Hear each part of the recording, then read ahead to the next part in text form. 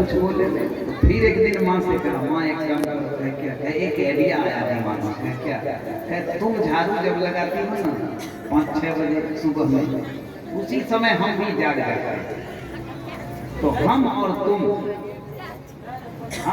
लड़ाई करेंगे, अपने में लड़ जाएंगे। तुम कहना कि हम झाड़ू लगाएंगे, हम कहेंगे हम झाड़ू लगाएंगे, तो उसकी नींद टूटेगी, अपने आएगी।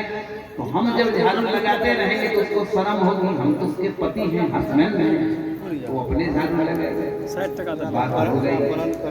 माँ बेटे दोनों सवेरे लड़ना शुरू। माँ कहती थी पहले हम झाड़ू लगाएंगे, बेटा कहता करने पहले हम लगाएंगे, मेरे साहब की आंख खुल गई।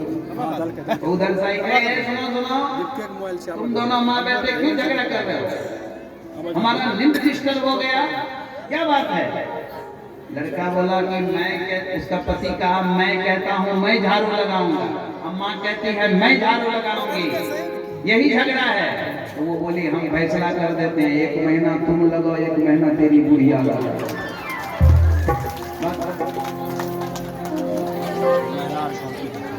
लड़का बोला माँ ये गाड़ी चलने वाली नहीं। बोलो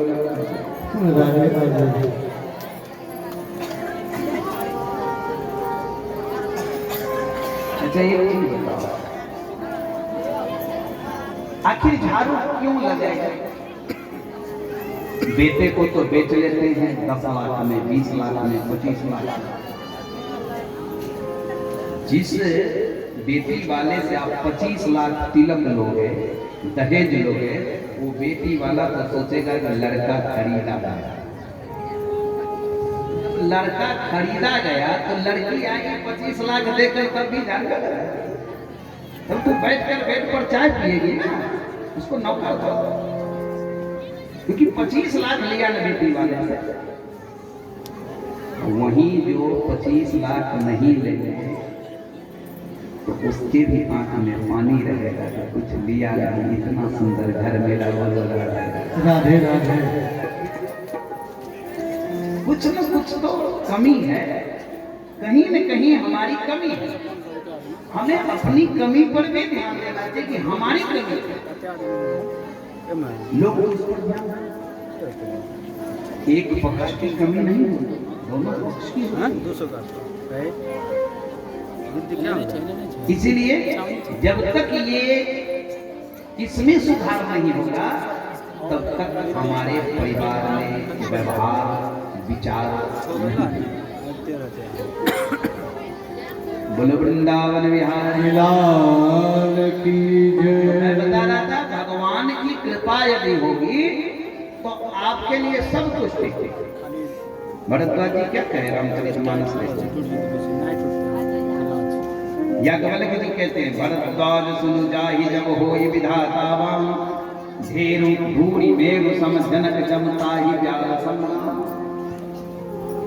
जब परमात्मा की कृपा हो जाएगी तो दुनिया में कोई आपका दुश्मन नहीं रह जाएगा, सब आपके मित्र हो जाएंगे। इसलिए भगवान को भजो। जय हो राधे श्री राधे।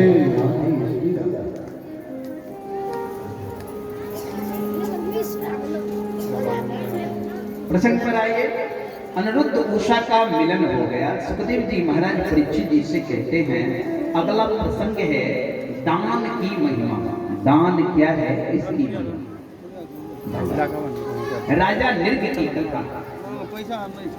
द्वारिका के कुछ बच्चे खेलते खेलते जंगल चले गए और खेलते खेलते उनको प्यास लग गई, तो वो एक कुएं के पास पहुंचे पानी पीने के उद्देश्य। तो बच्चों ने कुएं में देखा कि एक विशाल गिरगिट, एक छिपकली पड़ी हुई। कृकाल संगिरी निभं वृक्ष विस्मित मानसा, तस्य चोद्रेन च यतनं चक्रुस्ते कृपयान्वितः। चक्रुस्ते कृपयान्वितः। जितने बच्चे थे उन्होंने एक गिरगिट देखा कुएं में, तो बच्चों को दया आ गई कि गिरगिट कुएं में पड़ा है, इसको बाहर कर देना चाहिए। तो बहुत प्रयास किए बच्चे, लेकिन फिर भी वो कुआं से बाहर गिरगिट। तब सभी बच्चे चले गए भगवान द्वारिकाधीश श्री कृष्ण के पास और बोले कि प्रभु एक गिरगिट है जो कुएं में पड़ा, वो बाहर नहीं आया। भगवान तो जानते थे कि गिरगिट कौन है। सर्वांतरयामी ठाकुर जी से तो कुछ छिपा हुआ है नहीं, भगवान तो सब जानते थे। फिर भी भगवान बच्चों के कहने पर उस कुएं के पास आता और गिरगिट को निकालने के लिए बाहर एक सरकंडे का डंठल तोड़कर उसमें डाला। गिरगिट उसके सहारे ऊपर आ गया और जैसे भगवान अपने हाथ से गिरगिट का स्पर्श किए, गिरगिट की जोनी समाप्त हो गई। सुंदर शरीर धर के एक राजा पैदा हुआ। भगवान बोले, राजन आप कौन हो? राजा कहते हैं कि निर्गो नाम नरेंद्रो हम इक्ष्वाकु तनयः प्रभु। निर्गो नाम नरेंद्रो हम इक्ष्वाकु तनयः प्रभु। दानेषु लोक व्याख्यामः यदि ते कर्ण। राजा ने कहा कि प्रभु, संसार में कहीं दानियों की चर्चा होती होगी, तो उन दानियों में एक नाम हमारा भी आप सुने हैं। हमारा नाम राजा निर्गय है। मैं सूर्यवंशी राजा हूं, इक्ष्वाकु का बेटा हूं। भगवान बोले, आप इतने बड़े दानी थे तो फिर गिरगिट क्यों बन गए? आपको तो स्वर्ग जाना था। राजा ने कहा, एक भूल हो गई हमसे। राजा निर्ग की कथा इस प्रकार है। राजा निर्ग प्रतिदिन हर रोज एक गौ ब्राह्मण को देते थे, तब भोजन करते। एक गौ ब्राह्मण को दान देके तब भोजन। कोई न कोई ब्राह्मण आ जाता, उसको एक गौ दान करता। लेकिन एक रोज एक घटना घट गई। एक ब्रह्मचारी ब्राह्मण की गौ खो गई और वो गौ भटकती भटकती राजा के गौशाला में आ गई और राजा को इस बात का ध्यान नहीं रहा। वो क्या जाने कि किसकी गौ है, क्योंकि सब गौ एक ही समान दिखती थी। सेवक ने वही गौ ला दिया और धोखे में राजा निर्ग क्या किए, वही गौ ब्राह्मण को संकल्प करके दान। अब जिसको गौ दिए वो गौ लेके जा रहा था और जिसकी गौ खो गई वो खोजते हुए आ रहा था। दोनों की भेंट हो गई। अब वो ब्राह्मण कहता था गौ हमारी है और जिसको राजा दान दिए थे वो कहता था हमारी है। दोनों में लड़ाई शुरू हो गई, बहस होने लगी। दोनों ब्राह्मण वहां से आए राजा निर्ग के पास, क्योंकि फैसला तो राजा ही करेंगे ना कि गौ किसकी है। राजा से दोनों ब्राह्मण बोले, महाराज आप फैसला कर दीजिए हम दोनों का कि ये गौ किसकी होगी, इस पर किसका अधिकार है। राजा ने उस ब्राह्मण से कहा जिसकी गौ थी खो गई थी, उस ब्राह्मण से कहा कि महाराज सुनो, माना कि ये गौ आप ही की है, हमने धोखे में दान तो कर दिया, अब आप एक काम करो, इस गौ के बदले हमसे सैकड़ों गौ ले लो, लेकिन ये गौ छोड़ दो,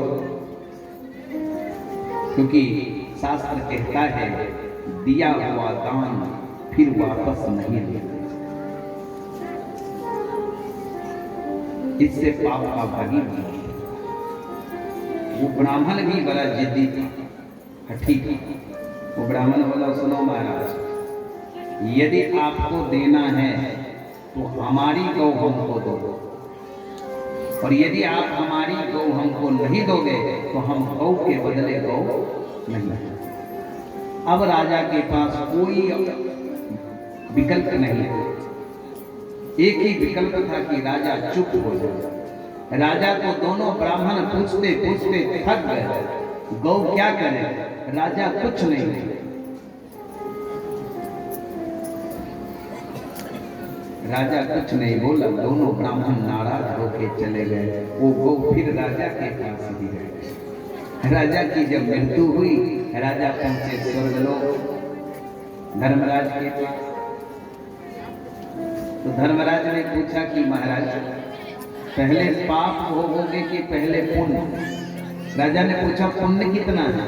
कहे बहुत। पाप कहे थोड़ा।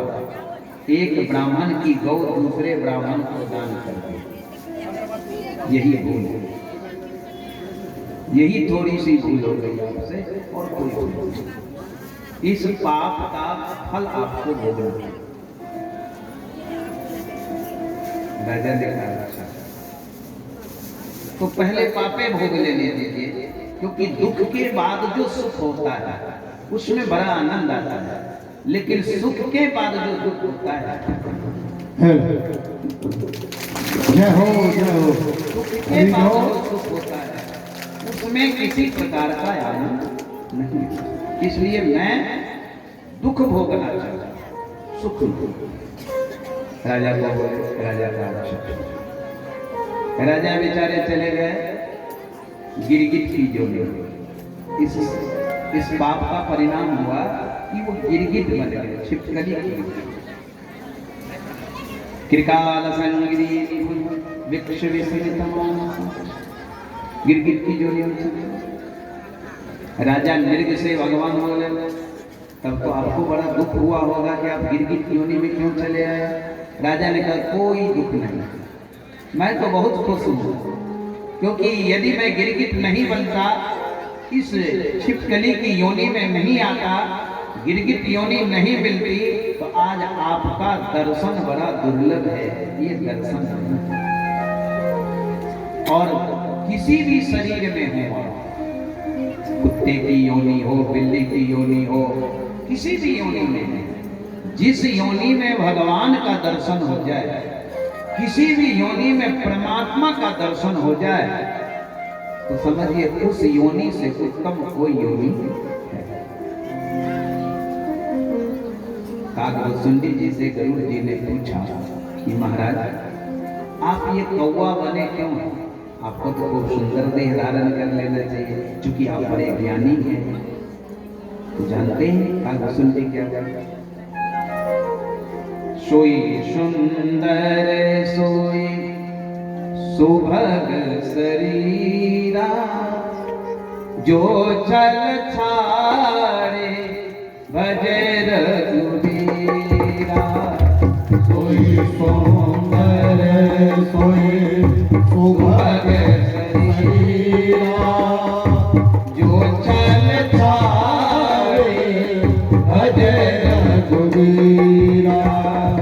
सोई सुंदर सोई सुभग शरीरा, जो चल छाड़े भजे रघुबीरा। वही शरीर सुंदर है, वही शरीर सुभग है, वही शरीर उत्तम है, जिस शरीर को पा करके जीव भगवान को प्राप्त करता है।